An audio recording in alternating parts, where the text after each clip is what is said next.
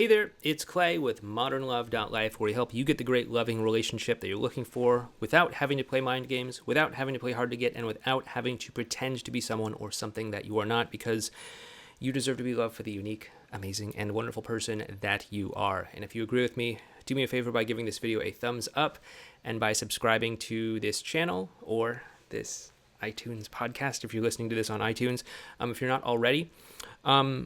So today we're talking about when is it time to give up on your ex coming back. And we're going to get into this, but first I just want to make a couple of quick announcements. First of all, after talking to someone, a coaching client who found me recently, she said that she found me originally through the iTunes podcast, and so I have kind of been slacking off on uploading my audio forms of my YouTube videos to iTunes. So I'm going to start doing that again. If I somehow ever find copious amounts of time in my life again, I may actually record new specific content for that podcast that doesn't go on YouTube. But at least for now, I've got like a million things going on and a 2-year-old who thinks that she's a monkey and all that. I'm just going to be uploading the audio files to the iTunes podcast. So by the way, if you are watching this on YouTube and you want to get that, because sometimes it's just easier to get a podcast than it is to buffer a YouTube video and all that when you just want to listen to it. But anyway, link for that is down below in the description box. So anyway, we're going to talk about when to give up and when not to give up, and I have some personal stories here that might help you. So if you know me, and you know my story, you may know that me and my wife, before my daughter was born, we went and spent a year traveling around Asia in 2015. And one of the places that we went was Hong Kong. And Hong Kong is a great, wonderful, interesting place. They also have this very large Buddha statue. I believe it is the largest Buddha statue in the world. Atop a hilltop. And in order to get up, I guess there's other ways you can get there, but the most interesting way to get to the top of the hill where you can see this enormous giant statue is to take a gondola from, sea level, basically, up to the top of this hill. And it's really cool. We took the gondola up, and it has like this glass bottom, and you can see down, and it's like really amazing. You can see all the water and all the hills and everything. But obviously there is a big line to get to the front of the gondola where you can actually get the tickets and take it and all of that. So we had to wait in this line, this very long line, and we were just waiting there and waiting there and waiting there, and it goes around several corners, it snakes back and forth and all of that. And what was interesting is that there were some women who were, I think, like directly in front of us, if not maybe like one or two places ahead of us, and They were speaking English, like American English, and when you're traveling around Asia, that is not necessarily something you hear very often. So I was kind of eavesdropping in on them and just like hearing what they were talking about. And they were talking about how they were getting frustrated with waiting for this line, and how it was taking forever, and how there were other things that they could do and all of that. And what happened was, the line was kind of moving forward very slowly, but eventually they actually kind of got frustrated and gave up and got out of the line and decided to go and do something else. I don't know what they're going to go do. But the thing is, right around the next turn in the line, around the next corner, they were basically there at the front of the line. So they had put in all of the time and effort waiting at the line, and then they got out at the very last moment and decided to go do something else. In other words, they, put in like 95, 98, 99% of the work, and then they just gave up at the last minute right when they were there. And you don't want to do that, right? You don't want to put in all this work, all this pain, all this suffering trying to get the relationship that you want, only to give up at the last possible moment right before things are about to go the way that you want them to. And, as they say, snatch victory from the jaws of defeat, or snatch defeat from the jaws of victory. Yeah, snatch defeat from the jaws of victory, and basically turn what would have been a victory into a last-minute defeat. So you don't want to do that. So how do you avoid doing that? Well, here's another story recently that that maybe might help make this a little bit clearer for you. So yeah, so my wife and I were traveling the world in 2000, or Asia at least, in 2015, and then in 2016 we came back to the United States and we decided we were going to settle down in Seattle. And at that point, we were pretty sure we were going to settle down here, but we just kind of wanted to feel it out for a little bit first, and then we were considering, maybe buying some property, buying a house, and then, setting down roots and doing the whole family thing and all that. Didn't quite turn out that way, but that's a story for another day. But yeah, so anyway, housing here has been really kind of goofy over the past several years. I don't know if you're aware of the whole Seattle real estate thing, but it's been just really insane over the past couple years. If you ask me, it's most likely a housing bubble. But anyway, I could feel that there was this really weird energy, this really weird kind of bubble energy going on. And so I was like, okay, maybe we just need to wait. We just need to kind of figure this out, wait and see what's going to happen. And so what happened was my grandmother passed away a few years ago, and actually ended up inheriting some money that we were going to use as a down payment for a house. But we weren't exactly sure where we wanted to live in terms of like which neighborhood.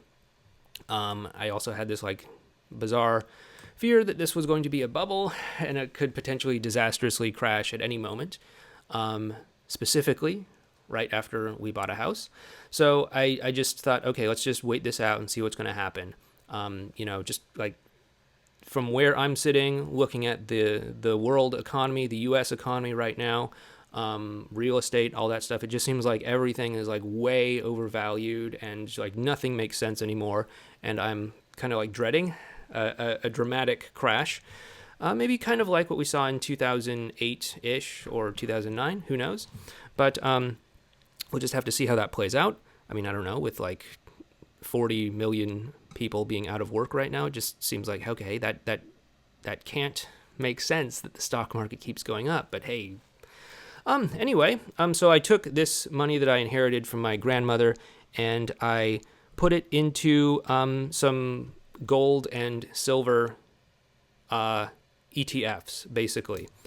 Basically, I'm investing in gold and silver because I'm like, okay, if there is going to be this giant correction and maybe the stock market is going to drop and the housing market is going to drop, like I don't want, our down payment money to like evaporate. And I also don't want it to just kind of sit there in cash because, there's like all this inflation that happens and the purchasing power of the dollar is continuously going down. Like, again, we're getting into bizarre topics here that are like, not really the main focus of this channel. But anyway, it's what I see when I look at the financial markets anyway. So I went and did what, some of those crazy people out there do. And I just went and I put it all in silver and gold. Okay. So anyway, things have been going more or less flat with that for a while, and that's totally fine. I just wanted something that was going to hold its purchasing power and all that. And then this year, like I don't know if you have been paying attention to that sort of stuff, but silver started taking off about a month or a couple weeks ago or something. But literally the day before silver just started blasting off, I actually finally decided, okay, we're going to get a house. I'm going to sell my silver ETF. And so I sold it at, for like a 3% gain or something like that. And then immediately the next day, silver starts this like enormous tear up from, like $17, $18 or something like that, up to like, at least right now when I'm recording it, I think it's like a breath away from $30 an ounce. So it just like totally took off. Basically, I put in all the work waiting for it, and immediately I was that person that got out of the line at the last possible moment, right when I hit the front of it. Okay, so that's what happened, and I could have ended up with a larger down payment or something like that if I had somehow been patient and just waited this through. Okay, so anyway, what the takeaway from this is that instead of just pulling everything out impulsively like I did, what you want to do is you want to have in the trading world what they call a trailing stop. Okay, so basically it says if the price of silver drops a certain amount, we're going to sell, but otherwise we're just going to let it ride. And if it keeps going up, this stop is just going to follow it. And then if it drops from a new high, it'll sell at a higher low or something like that. So that's what I would have done. Going back, if I was a little bit smarter, could have maybe gotten on the, air quotes, gondola a little bit before it took off. But that's what I would have done had I been of right mind at the time. I mean, we still have a pretty good down payment, and I think we still are going to be buying a house here in the short term. We're just waiting for the right house to get on the market, and we are probably going to be moving to like a small town by the sea, not too far from Seattle, but definitely not in Seattle. But yeah, we're just waiting for the right place to show up, and we'll see what happens. But just expect me to be moving at some point in the future, and that may result in all sorts of delays in videos and podcasts and stuff like that. But anyway, yeah, we're still in an okay place when it comes to all of that.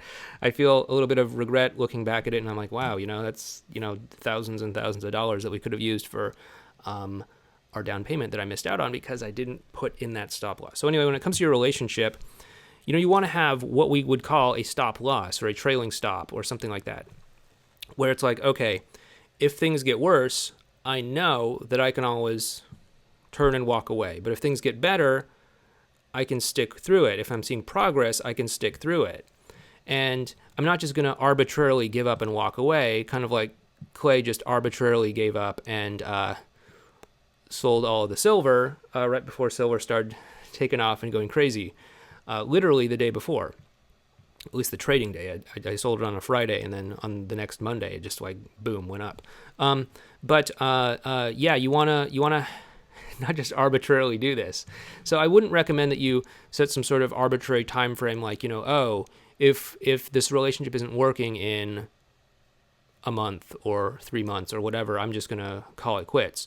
But what you want to do is you want to look for progress. Look for progress, that the two of you are getting closer, that the two of you are getting closer to, whatever commitment that you want looks like, whether that's getting back together, whether that's getting into an official boyfriend-girlfriend relationship, whether that is getting married, whether that is something else. Go ahead and say, okay, is there progress being made towards this? Is there actual tangible progress? Not just someone, talking, but are there actual steps being made towards making this happen? So look for that. And if there ever is a backslide where it's like, okay, there's progress being made, but then there's a setback of some sort, what you want to do is you want to turn toward your partner or your ex or the person that you have amorous feelings towards and just say, hey, something happened here.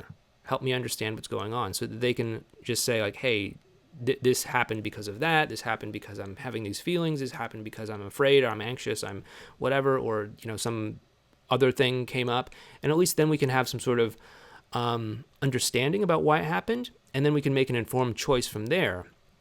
And then that's really kind of what I'd look for. I want to see either progress being made, or I want to have some sort of understanding in terms of why we lose progress, why we have a setback of some sort. If the reason for the setback makes sense and it's acceptable to you, then okay, you can stick it out. But if it doesn't make sense to you or it's not acceptable to you, then maybe that's time that you activate that stop loss and you decide to bail on it. And so that's what I'd recommend that you do. I do want to see progress. If there's not progress happening, even if it's slow, that's fine. But if there's not progress happening, that's when I'd say like, okay, let's set a certain time frame, and let's just say 3 to 6 months. That's usually what I recommend people do. If you see 3 to 6 months of no progress, and you're actually putting in effort towards building up that connection and doing a lot of the stuff that we talk about on the other videos or in this podcast, then that's when I would start to say, okay, maybe we want to think about other things here. I mean, you're obviously free to do whatever you want to do, but me as someone who would like to see you in a great relationship, I'm just going to tap you on the shoulder and say, hey, looks like there's not a lot of progress being made here. Are you sure this is what you want to keep doing? And if it is, cool, that's great. Make that choice. But if it's not, and you're just exhausted, you're tired, you're frustrated, and you want to walk away, that's totally fine too. By the way, it's always fine to walk away no matter what. If your heart's not in it anymore or anything like that, that's totally fine to walk away. But look for progress. If progress isn't being made, try to understand why. And if it's acceptable why it's not being made, cool, you can stick with it. Or if it's not acceptable why it's not being made, then, obviously that's when I would consider thinking about things in another way. Let's put it that way. So, put in those stop losses, those relationship stop losses, and you can avoid doing, 95, 98, 99% of the work and then getting out at the last minute. Kind of like how I held this Silver ETF for like a year and a half or 2 years or something, and then sold it the exact day before silver just started this monumental climb upward. I mean, they're saying it's like the best week that silver has ever had in the past 40 years. And I'm like, that was me. I sold right before that happened. Anyway, all right. Hopefully you can learn from my financial mistake here. But anyway, thank you so much for listening to this or watching this. Hope you have a great weekend. If you do want to subscribe to the iTunes podcast, there is a link to that down in the description. I am going to be uploading more of these videos to that. People have requested that before, and for a while I just kind of thought, oh, well, it's just people that watch the videos. I'm not actually reaching new people. But then I had this coaching call with this other woman the other day, and she said, yeah, I found you through podcasts, and then it turns out like you have this YouTube channel. So I'm like, okay, cool, maybe I need to start doing this. And then also some other people recently have just been like, yeah, I found this one podcast that you did really insightful. So I'm like, okay, people are getting value from it. I should probably start doing it again. So I'm going to at least just upload the recordings here for now, and maybe when things settle down a little bit, when I'm not like actively creating this new effortless connection course, at the same time trying to be a good husband and a good dad, and also apparently trying to move to a house somewhere, then I might be able to think about making original content for the podcast. But until then, I'm just going to be posting the recording. So take care. Have a great weekend.